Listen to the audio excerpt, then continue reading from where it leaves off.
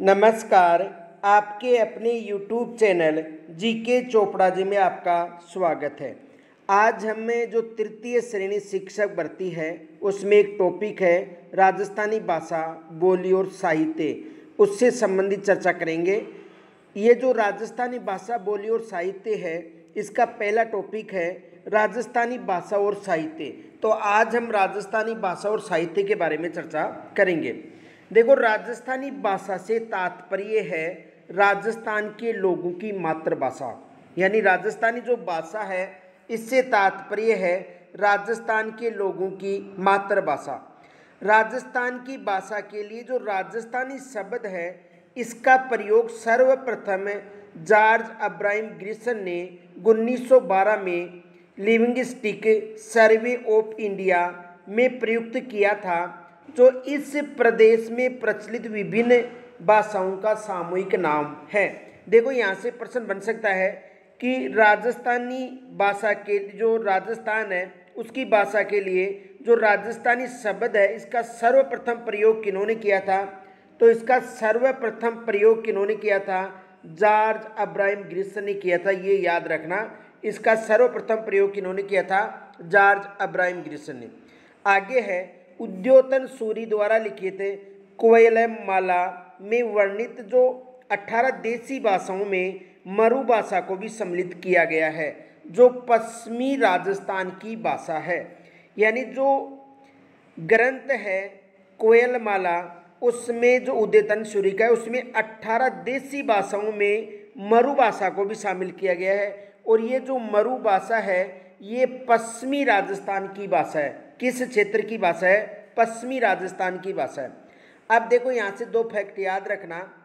एक तो जो राजस्थान का इतिहास एवं संस्कृति जो कक्षा 10 में है उसमें उद्योतन सूरी ने कोयलमाला की रचना विधि संवत 835 यानी 913 ईस्वी में की थी, जिसका उल्लेख है। और राजस्थान हिंदीगृत अकादमी में मुनि उद्योतन सूरी द्वारा प्रसिद्ध कोयलमाला की रचना 778 ईस्वी में जालोर में की गई थी। ये दो फैक्ट याद रखना। आगे देखो, अबुल फजल के ग्रंथ आईने अकबरी एवं कवि कुशललाभ के ग्रंथ पिंगल शिरोमणि में मारवाड़ी शब्द का उल्लेख मिलता है। यहाँ से विशेष बाना एग्जाम में यहाँ से प्रश्न बन सकता है कि जो ये था अबुल फजल, तो अबुल फजल का जो कौन सा ग्रंथ था? अबुल फजल यानी अबुल फजल का ग्रंथ आईने अकबरी और कवि कुशललाभ के ग्रंथ पिंगल शिरोमणि में भी मारवाड़ी शब्द का उल्लेख मिलता है। यहाँ से एग्जाम में प्रश्न बन सकता है, ये याद रखना। आगे देखो, वन लाइनर प्रश्न देखो। पहला है राजस्थानी भाषा दिवस कब मनाया जाता है? तो राजस्थानी भाषा दिवस कब मनाया जाता है? 21 फरवरी को। ये याद रखना, राजस्थानी भाषा दिवस कब मनाया जाता है? 21 फरवरी को राजस्थानी भाषा दिवस मनाया जाता है। दूसरा प्रश्न है उद्योतन सूरी के ग्रंथ कोयलमाला में कितनी देसी भाषाओं का उल्लेख मिलता है? तो कितनी देसी भाषाओं का उल्लेख मिलता है? 18 देसी भाषाओं का उल्लेख मिलता है।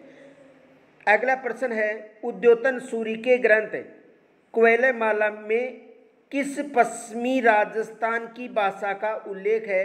तो कौन सी भाषा है? मरु भाषा। अगला प्रश्न है राजस्थान शब्द का सबसे पहले उल्लेख मिलता है। देखो, ये विशेष माना, यहाँ से एग्जाम में ये प्रश्न पूछा जा सकता है। राजस्थानी जो शब्द है सबसे पहले सिरोही के बसंतगढ़ शिलालेख में मिलता है। किस शिलालेख में मिलता है? सिरोही के बसंतगढ़ शिलालेख में मिलता है। यहाँ से एग्जाम में प्रश्न बन सकता है। अगला प्रश्न है राजस्थानी भाषा के लिए राजस्थानी शब्द का इस्तेमाल सबसे पहले किया था। यानी राजस्थानी भाषा के लिए जो राजस्थानी शब्द है इसका इस्तेमाल सबसे पहले किन्होंने किया था? जॉर्ज अब्राहम ग्रिसन ने किया था। अगला प्रश्न है राजस्थानी भाषा से तात्पर्य है राजस्थान के लोगों की मातृभाषा। यानी राजस्थानी भाषा से तात्पर्य है राजस्थान के लोगों की मातृभाषा। अब देखो, जो राजस्थानी भाषा की उत्पत्ति और विकास के बारे में चर्चा करें तो राजस्थानी भाषा का विकास अपभ्रंश से हुआ है। राजस्थानी भाषा का विकास किससे हुआ है? अपभ्रंश से हुआ है। अतः 10वीं सदी तक पश्चिमी भारत के क्षेत्रों में बोली जाने वाली अपभ्रंश का अत्यधिक प्रभाव रहा है। आगे देखो, कुछ विद्वानों का मानना है कि राजस्थानी का उद्भव लगभग 11 से 12वीं शताब्दी में हुआ था। यानी कुछ विद्वानों का मानना है कि राजस्थानी का उद्भव लगभग कब हुआ था? 11वीं से 12वीं शताब्दी तक, ये याद रखना। नोट देखो, फैक्ट है, डॉक्टर LP टेसीटोरी के अनुसार, डॉक्टर LP टेसीटोरी के अनुसार राजस्थानी भाषा 12वीं शताब्दी के लगभग अस्तित्व में आई थी। ये एग्जाम में प्रश्न आ चुका है कि डॉक्टर LP टेसीटोरी के अनुसार, किसके अनुसार? यानी डॉक्टर LP जो टेसीटोरी है, इसके अनुसार राजस्थानी भाषा का विकास लगभग 12वीं शताब्दी में अस्तित्व में आ चुका है। विशेष देखो, 16वीं शताब्दी के बाद राजस्थानी भाषा का विकास एक स्वतंत्र भाषा के रूप में होने लगा। ये याद रखना, यहाँ ये मोस्ट है कि 16वीं शताब्दी, कब की बात करें? 16वीं शताब्दी के बाद राजस्थानी भाषा का स्वतंत्र विकास होने लगा। आगे देखो, राजस्थानी भाषा के विकास के संबंध में 3 अपभ्रंश भाषाओं का उल्लेख मिलता है। यहाँ से एग्जाम में प्रश्न बन सकता है, ये याद रखना, ये विशेष मोस्ट है, यहाँ से एग्जाम में प्रश्न बन सकता है। तो 3 अपभ्रंश भाषाओं का उल्लेख मिलता है, जिसमें शोरसेनी अपभ्रंश एक, तो दूसरी है नागर अपभ्रंश और तीसरी है मरु गुजरी अपभ्रंश। आगे देखो, इन तीनों अपभ्रंश भाषाओं में से मरु गुजरी अपभ्रंश का मत अधिक प्रचलित लगता है, क्योंकि मरु गुजरी अपभ्रंश से ही मरु भाषा यानी राजस्थानी एवं गुजरी से गुजराती भाषा का विकास हुआ था। अब देखो, इससे संबंधित मोस्ट प्रश्न कौन कौन से बन सकते हैं। पहला प्रश्न ये बन सकता है, राजस्थानी भाषा के विकास में किन 3 अपभ्रंश भाषाओं का उल्लेख मिलता है? तो कौन कौन सी हैं? शोरसेनी अपभ्रंश, नागर अपभ्रंश और तीसरी कौन सी है? गुजरी अपभ्रंश। यानी इन 3 का उल्लेख मिलता है। कौन कौन सी हो गई? राजस्थानी भाषा के विकास में 3 अपभ्रंश भाषाओं का उल्लेख, शोरसेनी अपभ्रंश, नागर अपभ्रंश और मरु गुजरी अपभ्रंश। आगे देखो, किस शताब्दी के बाद राजस्थानी भाषा का विकास एक स्वतंत्र भाषा के रूप में होने लगा था? तो कौन सी शताब्दी के बाद में? 16वीं शताब्दी के बाद में। अगला प्रश्न है, किस शताब्दी के अंत तक आते आते राजस्थानी पूर्णतः एक स्वतंत्र भाषा का रूप ले चुकी थी? तो कौन सी शताब्दी तक? यानी ये याद रखना, जो 17वीं शताब्दी है, कौन सी शताब्दी है? 17वीं शताब्दी, यहाँ तक एक स्वतंत्र भाषा का रूप ले चुकी थी। अगला प्रश्न है, डॉक्टर LP टेसीटोरी राजस्थानी का उद्भव किस अपभ्रंश से मानते हैं? ये विशेष याद रखना, यहाँ से एग्जाम में प्रश्न बन सकता है। यानी डॉक्टर LP टेसीटोरी राजस्थानी का उद्भव किस अपभ्रंश से मानते हैं? शोरसेनी अपभ्रंश से मानते हैं। अगला है, भाषाओं की व्याकरणिक विशेषताओं के आधार पर राजस्थानी भाषा की किन भाषाओं के साथ अनेक समानताएं हैं? तो गुजराती भाषा के साथ। अगला देखो, डॉक्टर LP टेसीटोरी के अनुसार राजस्थानी भाषा 12वीं शताब्दी के लगभग अस्तित्व में आ चुकी थी। इसका समर्थन किन्होंने किया था? तो ग्रीसियन और गुलेरी ने इसका समर्थन किया था। आगे देखो, अगला, डॉक्टर अब्राहिम ग्रीसियन तथा पुरुषोत्तम मेनेरिया ने राजस्थानी भाषा का उद्भव किस अपभ्रंश से माना है? तो नागरी अपभ्रंश से माना है। अगला है, मोतीलाल मेनारिया व KM मुंशी ने राजस्थानी भाषा का उद्भव विकास माना है। तो कब माना है इसका उद्भव और विकास? यानी डॉक्टर मोतीलाल मेनारिया व के.एम. मुंशी यानी कन्हैयालाल माणिक्यलाल मुंशी ने राजस्थानी भाषा का उद्भव किस अपभ्रंश से माना है? गुजरी अपभ्रंश से माना है। आगे देखो, सुनीति कुमार चटर्जी ने राजस्थानी भाषा का उद्भव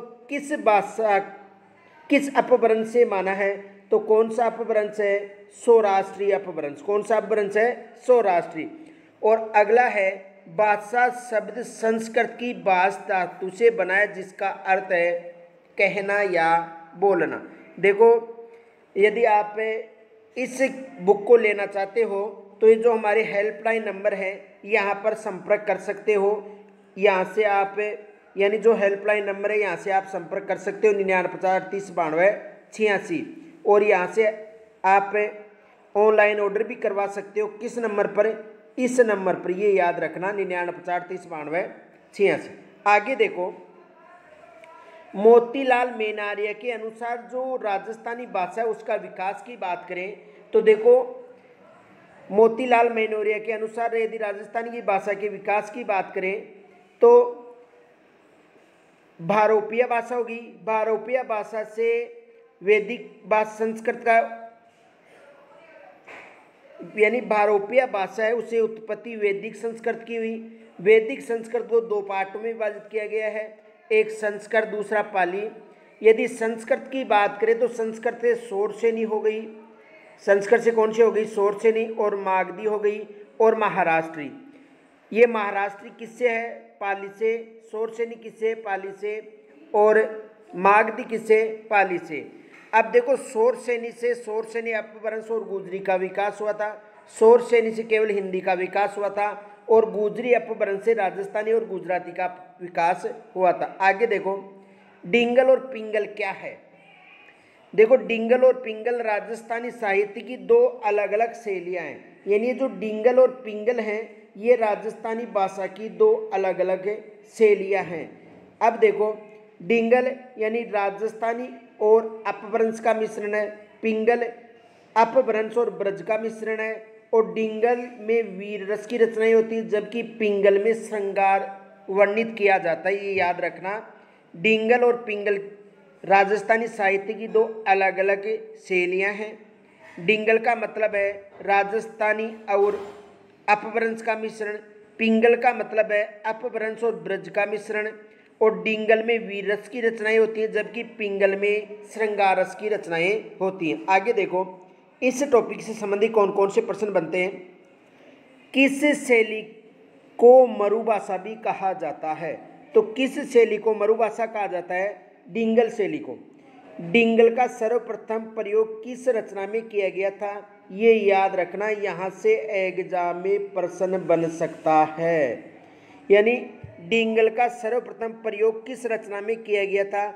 कुशललाभ की जो कृति है पिंगल शिरोमणि, ये याद रखना, इसमें उल्लेख किया गया था। अगला है, कुकवि बत्तीसी की रचना है।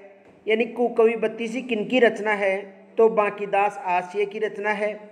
डिंगल का विकास किस अपभ्रंश से हुआ है? गुजर अपभ्रंश से, गुजरी अपभ्रंश से हुआ है। पिंगल का विकास किस अपभ्रंश से हुआ है? शौरसेनी अपभ्रंश से हुआ है। आगे देखो, अब ये जो क्षेत्रीय बोली हैं उनके बारे में देखो। जॉर्ज अब्राहम ग्रिसन ने राजस्थानी बोलियों को 5 वर्गों में विभाजित किया है। कितने वर्गों में विभाजित किया है? ये याद रखना, 5 वर्गों में। यहाँ से एग्जाम में प्रश्न बन सकता है कि जॉर्ज अब्राहम ग्रिसन ने राजस्थानी बोलियों को 5 वर्गों में विभाजित किया है। अब देखो, जॉर्ज अब्राहम ग्रिसन ने राजस्थानी बोलियों को सर्वप्रथम उल्लेख 1907-8 ईस्वी में अपने ग्रंथ भारतीय भाषा विषयक कोश में किया था। जॉर्ज अब्राहम ग्रिसन ने राजस्थानी बोली को निम्न प्रकार से वर्गीकृत किया गया है। सबसे पहले देखो, पश्चिमी राजस्थानी की बात करें। कौन सी भाषा? पश्चिमी राजस्थानी। तो पश्चिमी राजस्थानी की बात करें तो पश्चिमी राजस्थानी में कौन कौन सी हैं? मारवाड़ी है, मेवाड़ी है, ढारकी है, बीकानेरी है, बागड़ी है, बागड़ी के अलावा शेखावाटी है, खेराड़ी है, गोडवाड़ी है, देवड़ावाटी है इत्यादि बोलियाँ। यदि उत्तरी पूर्वी राजस्थान की बात करें तो उत्तरी पूर्वी राजस्थानी में अहिरवाटी और मेवाती बोलियां हैं। मध्य पूर्वी राजस्थान में ढूंढाड़ी, तोरावाटी, खड़ी व जयपुरी है। इनके साथ साथ राजावाटी, अजमेरी, किशनगढ़ और हाड़ौती इत्यादि हैं। दक्षिणी पूर्वी राजस्थान में मालवी, रांगड़ी, सोंतवाड़ी इत्यादि बोली हैं और दक्षिणी राजस्थान में नीमाड़ी व भीली बोलियां हैं। मुख्य रूप से राजस्थानी बोलियों को दो भागों में बांटा जा सकता है। ये तो किसके अनुसार था? जॉर्ज अब्राहम गिब्सन के अनुसार 5 भागों में बांटा गया था, लेकिन मुख्य रूप से यदि राजस्थानी बोलियों की बात करें तो 2 भागों में बांटा जा सकता है। पश्चिमी राजस्थानी, जिसमें मारवाड़ी है, मेवाड़ी है, बांगड़ी है, शेखावाटी है, गोडवाड़ी है और देवड़ावाटी तथा ढाडी है। पूर्वी राजस्थानी में ढूंढाड़ी है, हाड़ौती है, मेवाती है, अहिरवाटी है, मालवी है, रांगड़ी है और निमाड़ी है। अब देखो, यदि राजस्थान की प्रमुख बोलियों की बात करें तो उसमें सबसे पहले आज हम अध्ययन करेंगे मारवाड़ी। देखो, पश्चिमी राजस्थान की प्रमुख बोली मारवाड़ी क्षेत्रफल की दृष्टि से राजस्थानी बोलियों में प्रथम स्थान रखती है। यह मुख्य रूप से जोधपुर, पाली, बीकानेर, बाड़मेर, नागौर, सिरोही, जैसलमेर इत्यादि जिलों की प्रमुख बोली है। मारवाड़ की बोलियां हैं मेवाड़ी, बागड़ी, शेखावाटी, थली, नागौरी, खेराड़ी, गोडवाड़ी, बीकानेरी, डटकी, देवड़ावाटी और विशुद्ध मारवाड़ी जोधपुर क्षेत्र में बोली जाती है। इस बोली के साहित्यिक रूप में डिंगल का प्रभाव है। और एक नोट याद रखना, डिंगल का मतलब है राजस्थानी और अपभ्रंश का मिश्रित रूप। मारवाड़ी बोली का साहित्य अत्यंत समृद्ध रहा है। अधिकांश जैन साहित्य मारवाड़ी में लिखा गया है, ये याद रखना। जो अधिकांश जैन साहित्य है, यानी अधिकांश जैन साहित्य किस में लिखा गया है? मारवाड़ी में लिखा गया है, ये याद रखना। यहाँ से एग्जाम में प्रश्न बन सकता है कि अधिकांश जो जैन साहित्य है वो किस में लिखा गया है? मारवाड़ी में लिखा गया है, ये याद रखना। अधिकांश जैन साहित्य किस में लिखा गया है? मारवाड़ी में लिखा गया है। आगे देखो, मीरा की अधिकांश पद वेली, किशन, रुक्मणी, राजियारा, सोरठ, मुमल इत्यादि मारवाड़ी भाषा में रचित हैं। और मारवाड़ी भाषा की उत्पत्ति गुजरी अपभ्रंश से हुई है। मारवाड़ी भाषा का प्राचीन नाम मरु भाषा था, जो पश्चिमी राजस्थान की प्रधान बोली थी। उद्योतन सूरी ने अपने ग्रंथ कोयलमाला में जिस भाषा को मरु भाषा कहा है, ये वही मारवाड़ी है। मारवाड़ी भाषा को देवनागरी लिपि में लिखा गया है और मारवाड़ी भाषा का आरंभ काल 8वीं शताब्दी से माना जाता है। तो आज हम केवल मारवाड़ी भाषा के बारे तक यहाँ तक की चर्चा करेंगे, शेष हम कल करेंगे। तो आप सभी को कैसा लगा ये वीडियो मुझे ज़रूर कमेंट्स के द्वारा बताना। नमस्कार, जय हिंद।